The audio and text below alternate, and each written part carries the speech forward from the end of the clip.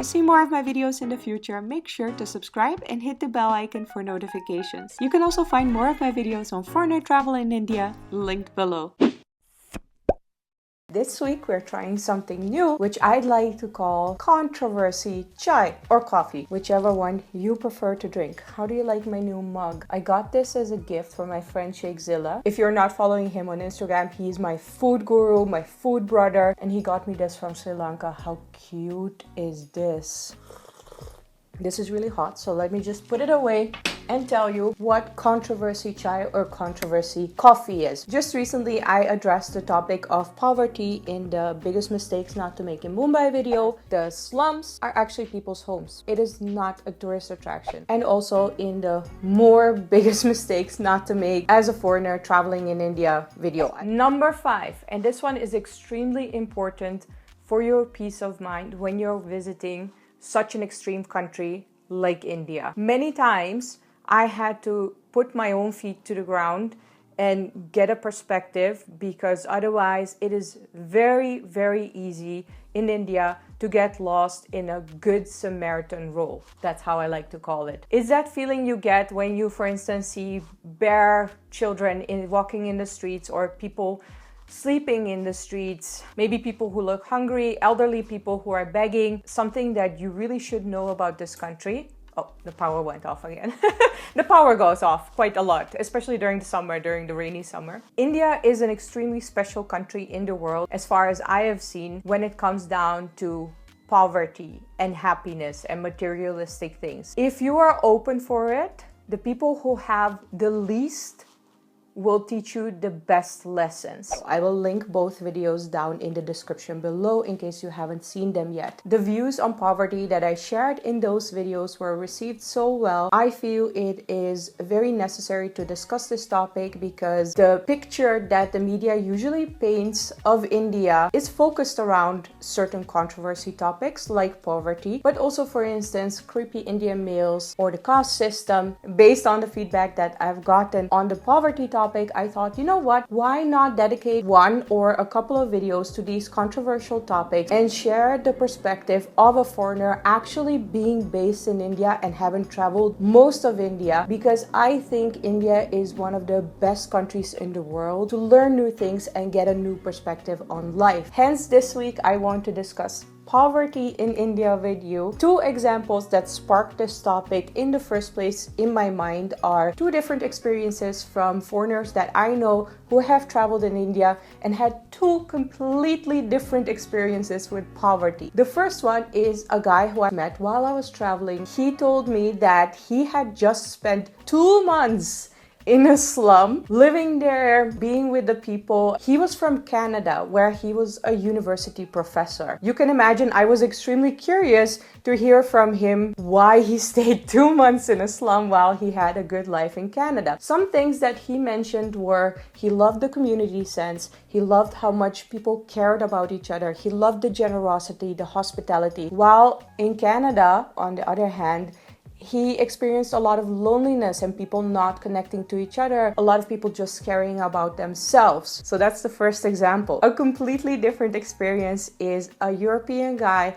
I'm not going to say from which country, because he might recognize this story. He came to India. He saw families sleeping in the street with multiple children and babies. Children in the streets walking barefoot, children begging. It horrified him so much that he got super angry and never wants to return to India again. Who's right and who's wrong? Whenever foreigners start talking to me about poverty in India and how I'm able to handle it without feeding every child in the street, I introduce them to a new perspective, which I would also like to introduce to you today, because it might be something that you have never thought about. This perspective is that poverty does not necessarily equal tragedy. More specifically, a lack of material wealth does not define a person's happiness. 3 situations that I usually mention to people to explain this perspective a lot more are family time,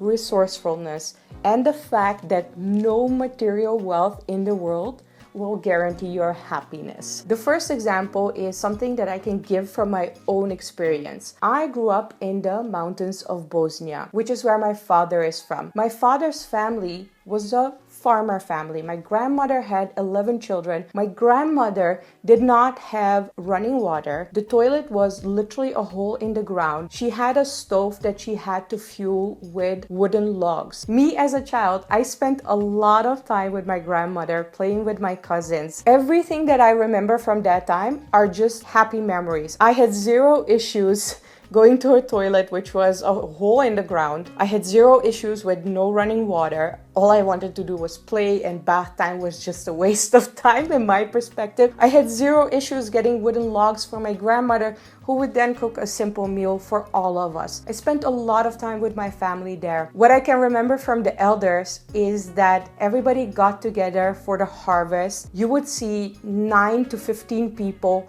mowing the harvest by hand. Yep, that's right. They had so many conversations, they would joke around. There was so much family time, which I think nowadays in our modern Western culture specifically is very much lacking, especially when you look at children who spend so much time behind their tablets or their computers. I'm not saying that that's less social, but a hug from your grandmother, I'm sorry, but it means so much more than a hug from a random grandmother in Minecraft. I'm not saying I grew up in complete poverty. My dad actually did, and it was not a tragedy. I only have very, very happy memories of my grandmother's farm where the materialistic means were extremely basic. Of course, I'm not saying it's good that a family is sleeping in the street, but the chances are they are spending so much time together and working together on keeping themselves alive that the family values or the family time spent there is a lot more impactful on those children than what children in the West might be experiencing. The second example I always give whenever I'm explaining that poverty does not equal tragedy is the resourcefulness that a lot of people develop who grew up with very limited materialistic means. The story I always love to tell is about my Rajasthani guide who I met in the Jaisalmer desert. He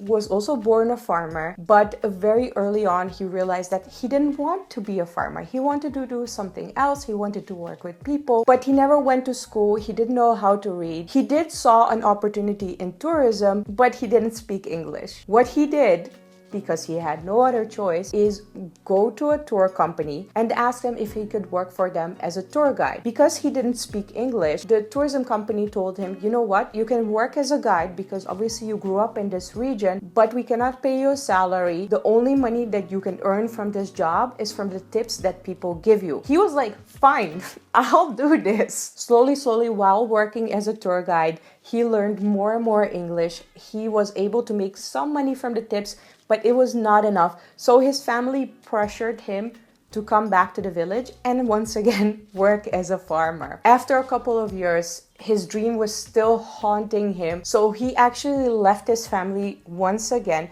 but this time around, he already knew some English. So the tour company gave him a salary and he could keep the tips on top of that. When I met my tour guide and he told me this story, I asked him, so what's next? You have achieved your dream of becoming a tour guide.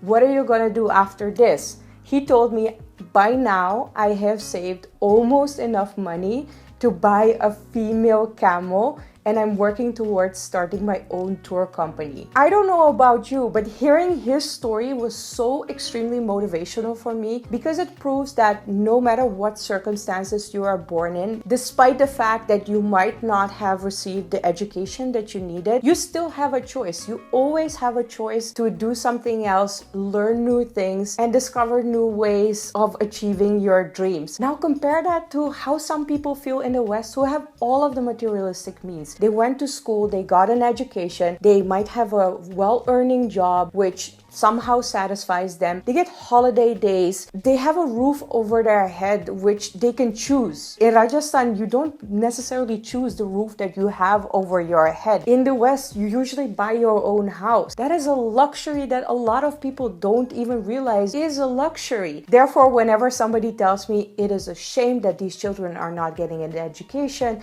it is a shame that these people are not learning English because it will be a handicap for them later in life, I'm like, no, it might actually spark resourcefulness, which might make them even more successful than you and I could ever dream of. A very important lesson that I have learned from poor people in India is that poverty really sometimes is the best education you need, because resourcefulness is one of the best qualifications you can develop in life to achieve your dreams. The third example I always give is, by now, I think the West has more than enough proven that no materialistic wealth can guarantee you happiness. The level of wealth and quality of living has never been higher than it is now in the West. And at the same time, the numbers on loneliness and depression are rising more than ever. In contrast to that, you can have the poorest people who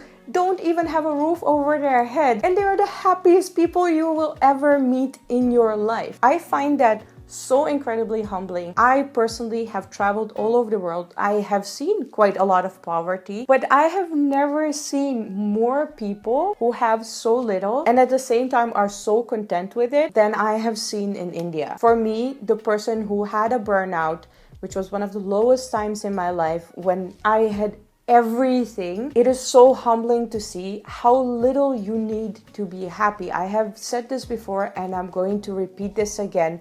No amount of material wealth can guarantee you happiness. And this is something that I'm learning more and more in India, which is why I love to travel all over India. I keep meeting people who are so content with whatever they have. People who have the most amazing families and spend so much time with their family. People who are so resourceful in achieving their dreams. For me, it is a massive inspiration, and I just take it as a reflection back to myself that no amount of materialistic wealth can guarantee your happiness or even define who you are. You decide who you are. I know 100% that by this time, especially foreigners will be saying, well, that's really naive of you to say. That's very arrogant of you to say. You never spent a night sleeping in the streets, which is extremely true. I will definitely give you that. I don't know what it's like. At the same time, I also feel it is very arrogant and naive to judge a person or their happiness just based on their material wealth. You don't know that either. This is not meant as a burn. I genuinely hope to change people's perspective and make them a little bit more curious about India. If they see all of those images about poverty,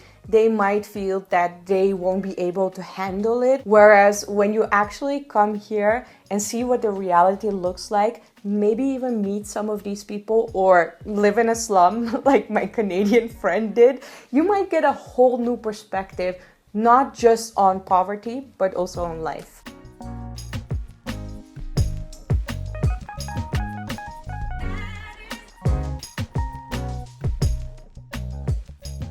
If you know somebody who has this prejudice about India, please send this video to them. It might change their perspective too. Or if you had those prejudices and now are thinking something different, I really hope to welcome you in India very soon. If you think this video is helpful and you enjoyed it, make sure to put a thumbs up. Also, make sure to subscribe to my channel to see more of my videos. Click the little bell icon to get the notifications. Thank you so much for watching, and I will see you next time. Bye!